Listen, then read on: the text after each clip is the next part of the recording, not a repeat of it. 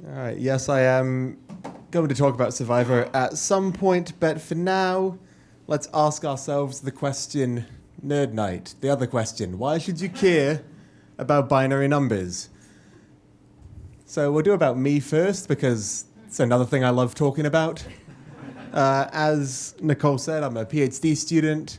I do computer science education, so I'm all about teaching programming and teaching computer science concepts to others. I've been teaching binary for 5 years, and I once solved a puzzle at Puzzled Pint, which required me to convert from binary to base 10, and I did it all in my head to the, great shock of many and great worry of many more. And so, if you want an answer to the question why you should care about binary numbers, it's because you can impress like 2 people and have 12 others be really concerned.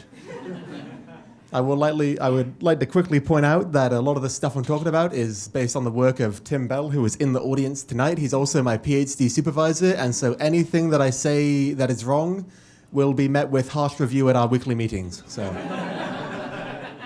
here we go. I want to do a quick survey of the audience, who I can't really actually see because there's a giant light in my face, but I'll pretend I can. And whenever I do a quick survey, I like to put a graph on screen, so I've just put a graph up there. Joke was only for Tim. Hands up if you have heard of binary numbers before. Many people? And then keep your hands up if you're super into them, all about... Okay, Tim and Judith, cool. For the rest of you, the activity I'm about to do sort of falls apart if people shout out the answer and know everything, because a whole big part of learning is the learning process. So don't be a dick, basically. Course onto that well. So we're going to play a game, and I need 5 people. I'll do this one at a time, so can I get a person? You're a person? Yeah, I need you to stand up. Thank you. What's your name? Carly. Carly? I'm going to forget that, to be honest, but... Okay, so the game we're going to play is we're going to count dots. Okay? Cool. Hold this, please. You don't actually need to say anything, so that's good. How many dots are there? 1. Cool. Now, can you flip that over, please? How many dots are there? None? Okay, we'll say 0. 0? Flip it again. How many dots are there? 1. Cool. Flip it again. 0. Cool. Perfect. I'm going to now get a second person. Yep, sure. Perfect. And what's your name? Melissa. Melissa? Perfect. Nice to meet you, Melissa. I've met Melissa, but okay. Hold it facing the audience, please. How many dots are there? 2. Flip yours, Carly. How many are there now? 3. Flip yours, Melissa. How many are there? 1. Flip yours again. How many are there? 3. Okay. Now, the question I want to ask, how many dots do you think are on the next card? Now, I want you to pretend you're like a school child who doesn't have very good thinking skills. So, 3? 3? Okay, that's a good answer. Anyone have another guess? 4? Okay. Let's, would you like to hold up the next card? No? Okay. Okay. Would someone else like to? You're a person? Cool. Yep. What's your name? Kate. Kate. Yes. Welcome. So you can stand here. Right. So, flip your card. It was 4. Well done. So, how many dots are there? 7? Good. That took a bit longer than I expected.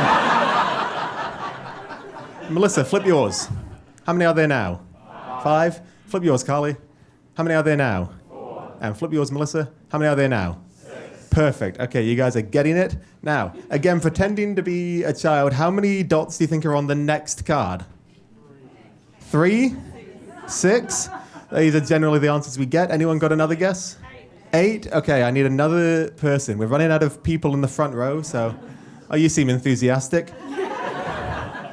Cool. What's your name? Brad. Brad. Thank you, Brad. Okay, Brad. Everyone except Brad, flip your cards. Except you, Carly, because your card's already flipped. Okay. How many dots do we see? 8. Now, Carly, flip your card. How many are there now? 9. Carly, flip, and Melissa, flip. How many are there now? 10. Carly, flip again. How many are there now? 11. Okay, how does this work? Carly and Melissa flip. Yep, you guys flip back. Kate, flip. How many are there now? 12. Carly, flip. How many are there now? 13. Okay, so a fun fact, Carly's flipping all the time because she's what is commonly referred to as the least significant bit.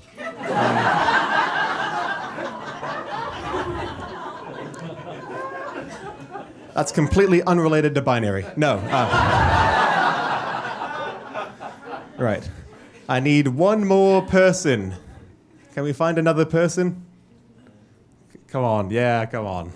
And what's your name? Nigel. There are none of us left. Nigel. There are no Nigels. You're the last. Okay. Last one. Okay. How many? Okay. Everyone except Nigel have your card showing black. How many dots are there? 16. I'll get the least significant bit to flip. And now the least significant bit will flip again, and Melissa will flip. 18. Now notice when we're counting up, it's going to take a while before Nigel has to flip anything.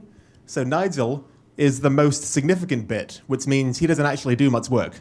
So now everyone flip your card to show all of the dots. How many dots are there now? 31? Okay, yep, 31. So how many numbers can we represent? Or what's the highest number we can count to with this many bits? We've got 5 bits. How high can we count? 31. But how many numbers can we represent? 32. And why can we represent 32? You guys sound just like my students. This is the exact level of enthusiasm that I require. Perfect. All right. And now, everyone flip your...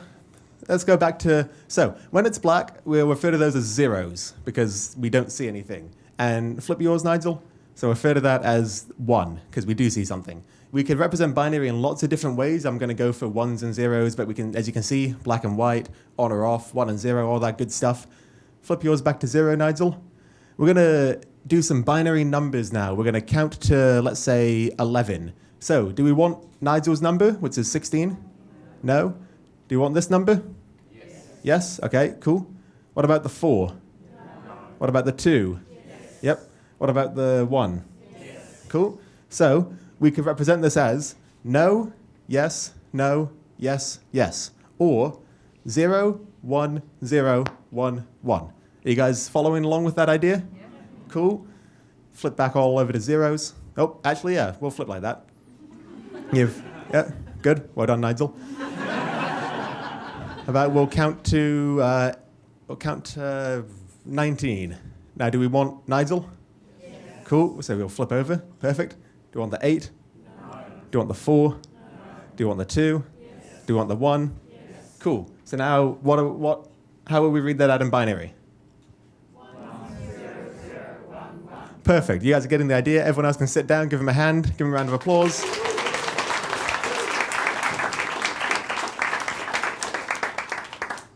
Thank you. I forgot I was meant to do some other stuff, but what would come after 16? Anyone have any idea what would come after 16? 32. After 32? Hey, how is this happening? What's happening? Perfect. That's basically all you need to know. Click. So yes, we as humans, we work in base 10. So you got the ones column, then the tens column, then the hundreds column. Are you guys familiar with that concept? Yep. So we've got 10 digits. They go from 0 to 9, 12, 9, 14. You're all familiar. You've come across those numbers before. But binary instead works in what is called base 2, because what did we have instead of 0 through 9? We had 0 and 1. So there are 2 options, base 2. So 2 digits, 0 and 1. And we've got these numbers you've also probably come across at some point. We've got 1100. Anyone know what that would be? Yep. 1001. I bet you can get 1110 really fast. 14. Yeah, it's just the same numbers. But why do we think computers are like this? Anyone have any ideas? No, I'm the one meant to be giving the talk. I'll explain it. So, who here thinks math is difficult? Anyone here? Yeah, math is hard? Quick, 7 times 9. 63. Well, give him a round of applause for that. That was... So when we're doing things like times tables, it's a lot. It's a lot of them to remember. I've got to do quick, what's 8 times 7? Go. Okay, that was quite quick, but I reckon we can do the binary times tables even faster. What's 0 times 0? 0. What's 1 times 0? What's 0 times 1? 0. What's 1 times 1? 1. We've done it. That's all of the things computers... And sometimes I explain this to people and they're like, why can't we just do the binary times tables all the time? It's way, way quicker. But the question is, why should we care, and is it actually necessary? And my answer to that question is anything necessary? Why are we here tonight? We're here to learn. You guys came to an event called Nerd Night. I feel like you're sort of the target demographic for this, so just have a good time. But why should we learn about it? Why should we teach it? Why should we care about it?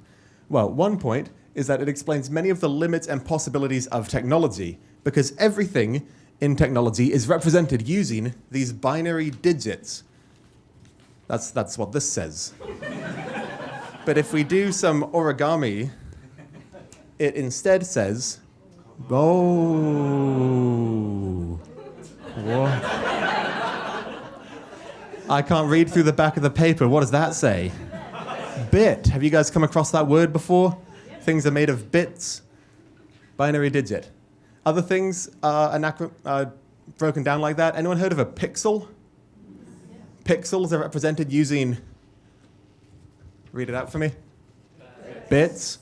Anyone know what pixel is short for? Picture element. Picture element. We just replaced the C with an X because we're radical like that. It's all... X Games. So yes, bits are a fundamental unit of information. They help us represent things on computers. Every single thing, pictures, sound, video, it is all just ones and zeros. And there are some people in the back going, well, it can't all be ones and zeros because sometimes it's high and low voltage and you guys are the people, don't worry about it. But yes, everything digital, it's either 1 or 0. So everything you see. I'm really hammering this point home, mainly because I'm not sure what's next on the slide. And so it's sort of like a chemist understanding atoms when they do chemistry. Is anyone here a chemist? Okay, cool. I can just sort of make it up. Like understanding atoms, it helps you understand what's going on, but it's not essential. It's the same with binary numbers. They help you understand the limits of technology, but it's not necessarily essential. It's like a musician understanding how pianos work. I don't have a good metaphor for Judith here. Or a librarian understanding how books work, I assume. Cool. One librarian in the audience. And what we have done, we've done a lot of converting between bases, but it's so much more than that, and that's the part we're going to get into now. I'm running out of time, so exercise many aspects of computational thinking, abstraction, we've talked about that now, 1 and 0, all that good stuff. All right, don't worry about it. Time overflow. Anyone here used a GPS before? Yeah. GPSs store weeks using 10 bits. Now, 10 bits is approximately 1,000. It's roughly how many you can represent, which means every 20 years, things go really quite wrong because someone, when they were making GPS, thought, yeah, 20 years, they'll figure out something new by then, and we didn't. Another thing, the way that we count time is we count the seconds from the 1st of January 1970, and they went a bit further. They said we'll need 32 bits, so we got 2 billion seconds out of that, which is about 60 years. And so they thought we'll fix that by 2038, and we haven't yet. And so if anyone remembers Y2K, it might go a bit similar to that. Integer sizes, planes, someone chose the wrong integer to store something in a plane, and now they need to reboot them every 248 days. If you make an integer too big, you're wasting space. You make it too small, the plane that I take falls out of the sky. And so, I really want to explain this, but I really don't have time. So this guy said he could compress anything. Ask Tim about it. Tim was part of the people that proved them wrong. Basically, he said he could compress every file down to being really small and it would be lossless. I'm going to have to explain the pigeonhole principle really quickly. Imagine you've got some pigeons and you want to put them into pigeonholes and you have too many pigeons. Okay, that's basically why his thing didn't work.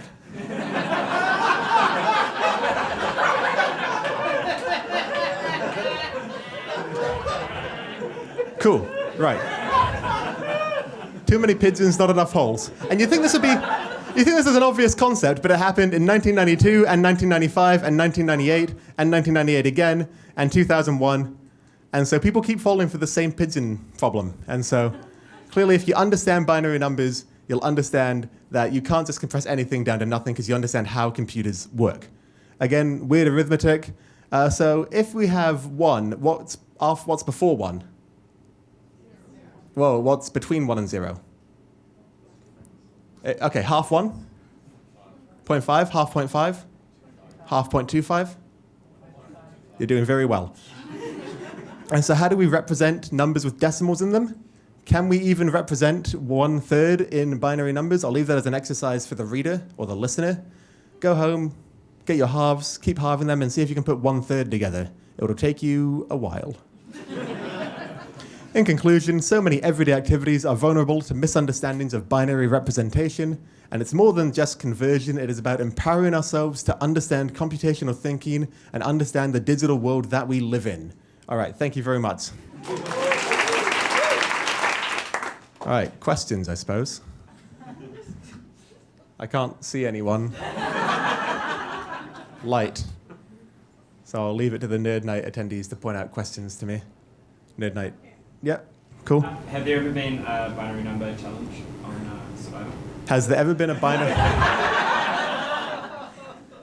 No, but I want there to be. And I can confidently say no because I know for sure all of the challenges. Anyone? I just explained it so well. There was no need for any more questions. Yeah, I am very blind, so yep. After one of your talks, have you ever found that anyone else has fallen in love with binary? After one of my talks, no. But I fell in love with binary after listening to one of Tim's talks, and this is an adaptation of one of Tim's talks. And so really, if one of you falls in love with binary, you too can do a 3-year PhD instead of finding a job. So that's...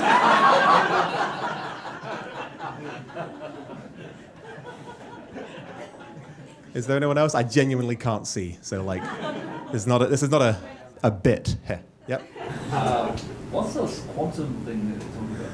Right, so this funnily enough, when Nicole said to it or not to it, the answer is both. I thought about saying, well, good thing we're not talking about quantum bits, because it's basically the same thing. There's this idea that a bit can be both 1 and 0 at the same time, which in turn means all of our security and all of our computing stuff just falls apart. And so don't worry about it, but also be very afraid.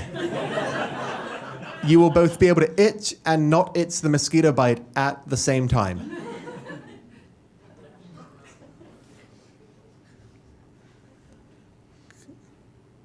Think we're good? Think everything's all good? Thank you very much for having me, and thanks for...